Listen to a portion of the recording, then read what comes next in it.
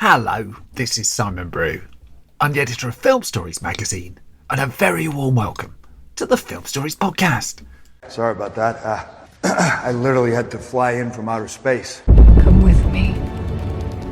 And I show you how deep the rabbit hole goes. And movies that had stories. The story just sucks them in. This is just the beginning. Stories. We would be honored if you would join us. Hello, and a very warm welcome to Film Stories with Simon Brew. I am Simon Brew. As always, there's absolutely everything you need to know about me. The aim of the podcast, though, well, it's given away by the title. I'm here to talk of the stories of film, and I tend to talk about production stories, development stories, release stories, marketing stories, all the ingredients, really, that go towards making the films that we know and sometimes love. Just that, the films that we know and sometimes love. The films I tend to cover on this podcast lean more towards the mainstream than anything else. They're films I'm interested in or invested in to some degree. I try not to do snark. I try not to punch down. This podcast is a celebration of cinema and a real appreciation, really, of just how hard it is to get a film off the ground. I'm going to play you the full trailer for this because it gives a flavour of a film that pretty much nobody has seen. I will come to the story of it the other side of this.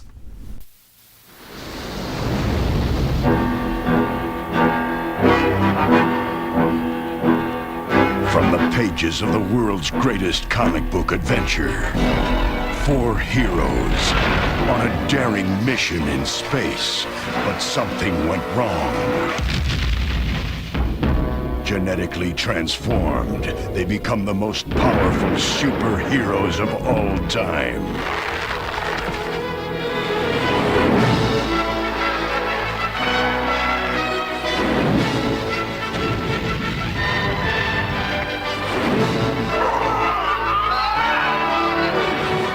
The forces of evil are out to destroy their cosmic power. Find them! And to survive, they must utilize all their strength.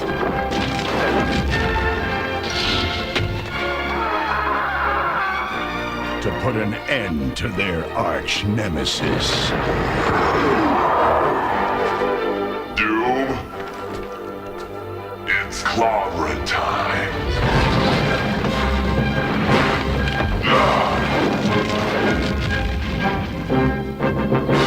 The Fantastic Four.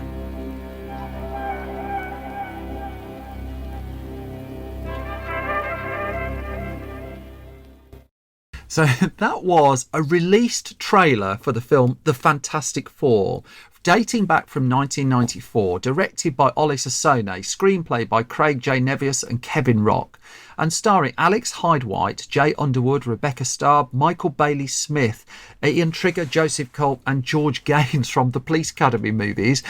And so, I mean, ordinarily I end these film stories by just going through the box office takings and assessing the commercial performance of a film and all the little details like that.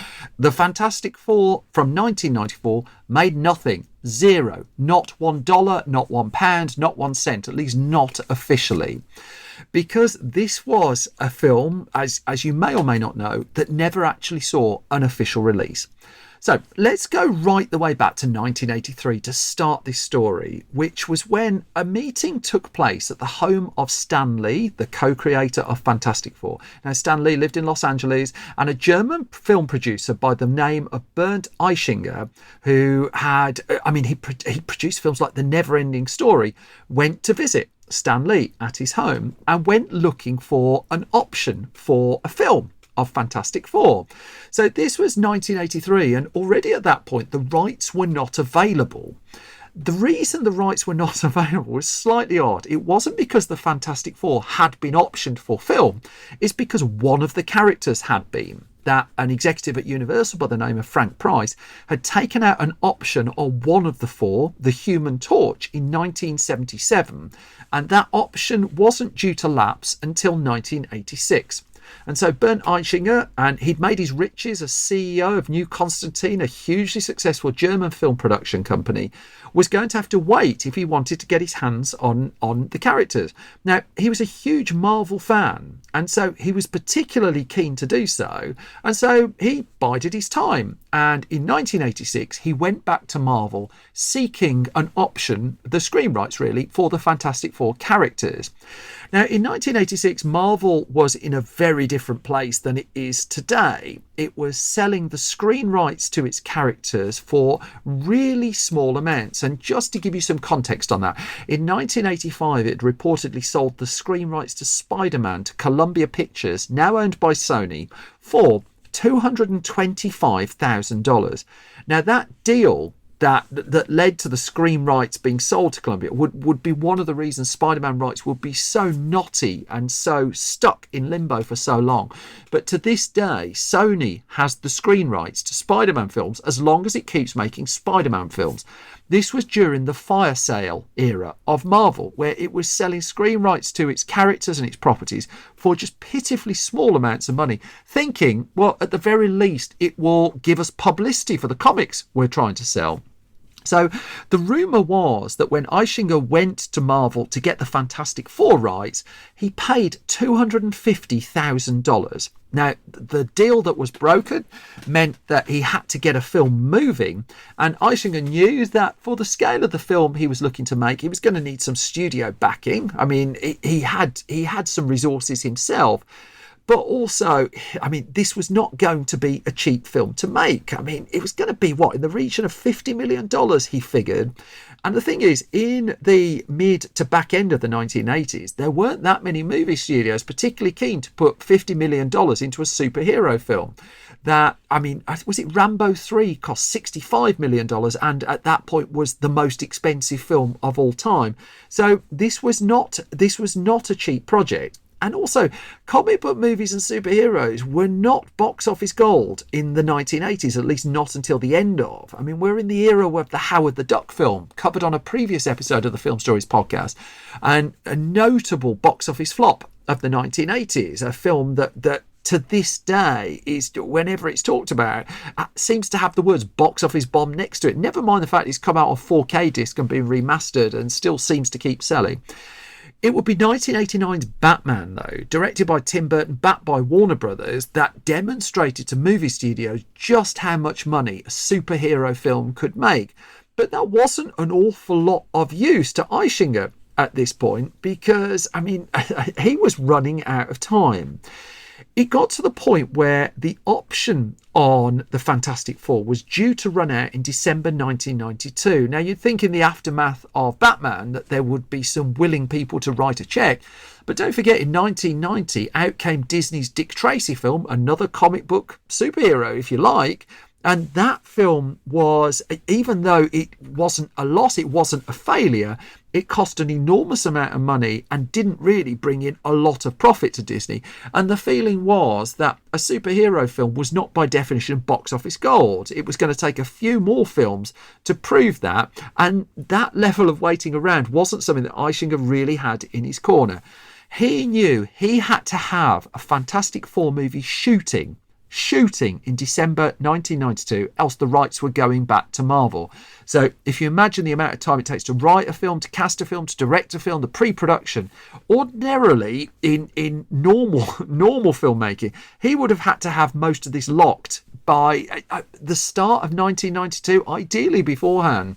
And when he started talking to Marvel about extending the rights to Fantastic Four, the answer he was getting was causing him headaches because Marvel was making it clear at this point it had no intention of extending the deal. And so from Marvel's point of view, it got into like the middle of 1992 with no sign of a film being made. And so it could plan to have its rights back by the following year. However, Eischinger, it would be fair to say, pulled something of a move. One of the most infamous moves in this area of cinema. The kind of story that I think I've only really seen once. I've seen it tried to be emulated, but only one person has ever seemed to fully do it. So in September 1992, he realised he was running out of time and he just had to get a film made. He had to get something going. And so he put in a call to a man called Roger Corman. Now, cinephiles will be well aware of Roger Corman, a man who was notorious for micro-budget movies that gave people like Ron Howard, Robert Zemeckis, Jack Nicholson, James Cameron their first break. The deal with Roger Corman was, I'm going to give you next to nothing to make the film. We're going to make lots of films a year, but you can have a degree of control. This is a good place to cut your teeth. And he had an unbeatable reputation in Hollywood for making films both very quickly and, crucially, very cheaply. For Bernd Eichinger, he needed both of those. And so he rang Corman up, and Corman was intrigued. And over the course of a weekend, he put together a budget and a schedule of how he could get a Fantastic Four film in front of cameras before the end of the year, 3 months away. He figured he was going to need $1 million to do it. And the plan for Corman was, he knew that this was going to need a lot of prep. Costumes had to be brought together. The character played by Ben Grimm would involve some degree of special construction of a costume. There was something, I mean, the suit at the very least needed to be made. There would need to be special effects in this. There would have to be something, because what they didn't want to do is put across the idea that they were just doing this for the hell of it. And so Corman suggested they do not start filming until December the 31st, 1992, the very last possible day they could start shooting, so that Eichinger could hold on to the rights. Now, he bristled at that thought. He just thought that looks a bit too obvious what he was up to. And so his counter suggestion was December the 26th, Boxing Day, we'll start filming. I mean, Corman's argument was they're going to realise what you're up to anyway. I mean, if you're leaving it as late as that, so you may as well buy as much time. And so they compromised in the end, and filming would begin on December the 28th, 1992. Now, this did not give Corman a lot of time at all. He needed to crew up. He needed to cast this. And so he landed on a director, a man by the name of Ole Sassoon, the son of Vidal Sassoon, no less. Now, he'd worked with him before on the film Blood Fist 3, Forced to Fight. And, you know, Ole was a big fan of Fantastic Four already. I mean, he leapt at the chance to do the film. But this was very much going to be foot to the accelerator stuff. I mean, there are stories of how the production design team went along to, it's the old cliche, isn't it? Went along to the comic book store, bought up loads of comic books of Fantastic Four. Why do you want all of those? We're doing this film. And then all of a sudden they're swamped. You're doing it properly. Yeah. Oh, yeah. And they really wanted to get it as authentic as they could within the very obvious parameters that they were dealing with. The cast weren't being offered a lot. I mean, the budget wasn't much. They were reportedly offered $3,500 a week for their work. It would be 4 weeks of work as well. Auditions underway very, very, very quickly. Income came Alex Hyde White as Mr. Fantastic, Rebecca Staub, Sue Storm, the Invisible Girl. Jay Underwood had taken the title role in 1986's The Boy Who Could Fly. Well, now he was the Human Torch. And then ex-US footballer Michael Bailey Smith was cast as Ben Grimm / The Thing. And then on the 28th of December, as promised, Roger Corman had the film up and running, had it shooting. And so the box was ticked. Eichinger could hold on to his rights to the film. Corman was shooting this at his Concord Studios production facility in Venice, in Hollywood. This was something he'd bought at the end of the 1970s for $500,000. And the stories were he never really massively did it up. The roof was still leaking. The buildings were not on the luxurious side. And even though he would eventually sell the facility in 2001 for a significant profit, he was using it apparently to make films right up until the sale was complete. And again, not exactly tarting the place up to attract the films in the first place. The shoot, it's worth noting, was really quite ambitious, especially given the resources that they were working with. That there's a lab being blown up, there's a spaceship crash landing in there. I mean, Stan Lee came along to the set a few times as well. And even though the look of the film was inevitably on the cheap side and effect shots had to be reused, for the actors and for the creatives, they were giving this their all. They were making a Fantastic Four film that they fully expected to see released. In fact, the publicity got got to the point where a film magazine, Film Treat, put it on its front cover. I mean, there was the build-up of some degree of hype, and in early 1993, production on the film wrapped up. I mean, it was done by the end of January 1993, and so at that stage, it was into post-production. Now, post-production took notably longer than the shoot itself, and they put heart and soul into this. It was edited by a man called Glenn Garland. That the music was done by David Verst and Eric Verst, and they stumped up themselves apparently $6,000 so that they could, when their score could be recorded by a 48-piece orchestra for everybody working on the film. This was, I mean, it was a cheap film. They knew they were working with Roger Corman, but still, this was a film that was designed to be seen, and no one thought that it wasn't going to be seen. In fact, at one point, a release date was mooted. Labor Day weekend in the US in September of 1993. That's when the Fantastic Four was going to hit the big screen. And so pre-publicity began. There was that Film Threat article. There were trailers that started to play. Actors took it upon themselves to do some interviews to promote the film. Clips were shown at that year's San Diego Comic-Con. I mean, that was when San Diego Comic-Con was a much smaller deal than it is now. But even so, people were not being shy about the fact that the Fantastic Four was coming out.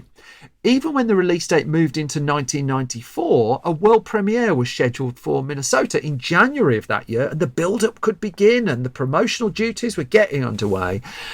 And then things came to a juddering halt. And this was not particularly pleasant stuff, because actors, instead of getting a phone call explaining to them what was going on, they received cease and desist notices to stop them talking about the film.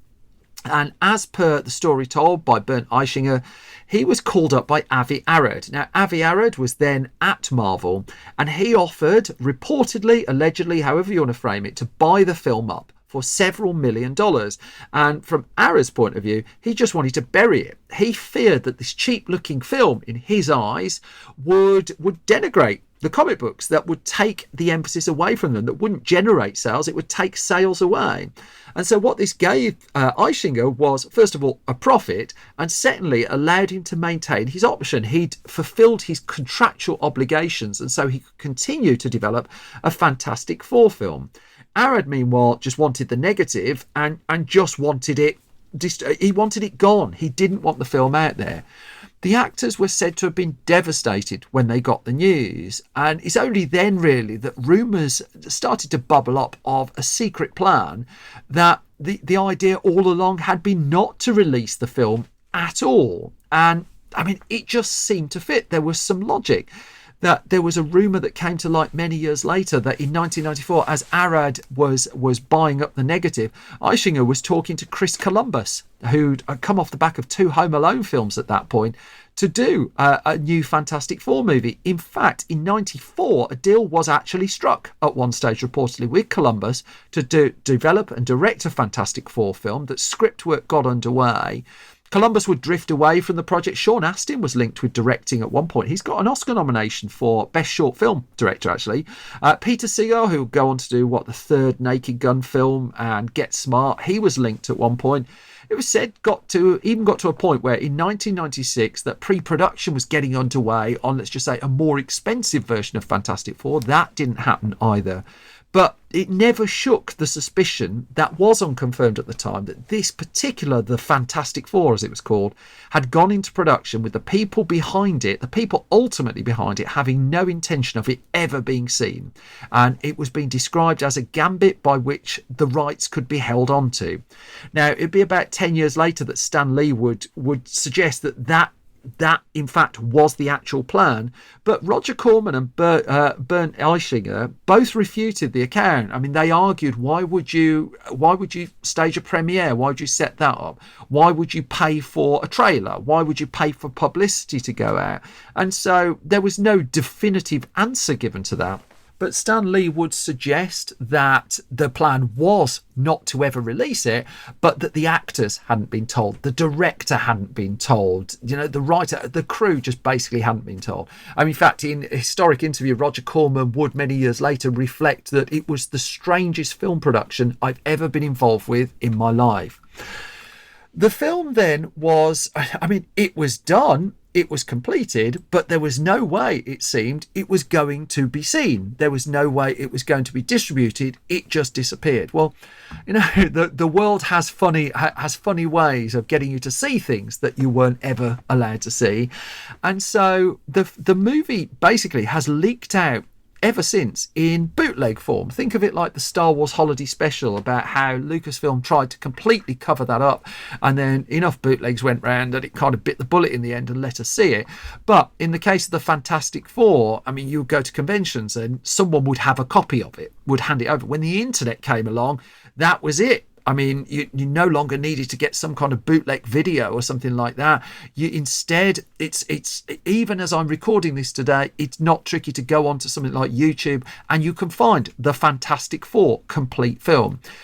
There were some reviews that did crop up, that one or two people, even at the time the film was ostensibly buried, had managed to get hold of it, and the reviews were just not massively positive. You'll be surprised to hear that the let's just say the shoestring budget shone through, as several critics noted, although there was said to have been a little bit of a charm to it, and even though the production values were really low, I mean, again, no way around it, there was the feeling that, well, you may as well put it out there. It's worth a look. There is at least something to it. And if anything, the film almost enters some degree of mythology, that it was more famous for not existing than it ever was for existing, to the point where a documentary movie came up about it called Doomed, The Untold Story of Roger Corman's The Fantastic Four. That was released in July 2015, ironically around the time of Josh Trank's Fantastic Four film came out. And on that documentary, the cast came in, Roger Corman came in, and they talked about the film. They talked about the release of it. And it's almost like the iconic comic book movie that virtually no one has ever seen, certainly not legally seen, that it was seen as really just a move by a producer. Whether that was ultimately true or not, it was seen as a move by Bernd Eichinger, who would, in the end, I mean, he would get what he wanted. That when the Fantastic Film movie came around in 2005, guess his name was on the producer credits. There he was, next to Avi Arad and Ralph Winter. That he'd gone and chased, this Marvel nerd had gone and chased these rights in 1983, not being able to get them. He'd gone back in 1986. 5-6 years later, he'd ordered a film that no one was allowed to see, all building up to the fact that he would be the producer when a Fantastic Four movie officially came to the big screen in the first instance in 2005. The irony, of course, is that I would suggest over time there's more curiosity and there's more interest in the 1994 film that he didn't release than the 2005 film that was a decent hit, but that he would release. How about that?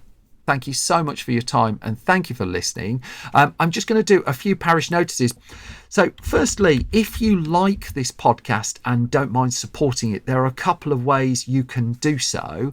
Then if you go to patreon.com/Simon Brew, you get the podcast early, you get it ad-free pretty much every week. You also find out the gossip of what we're up to behind the scenes, and little tidbits end up going in there.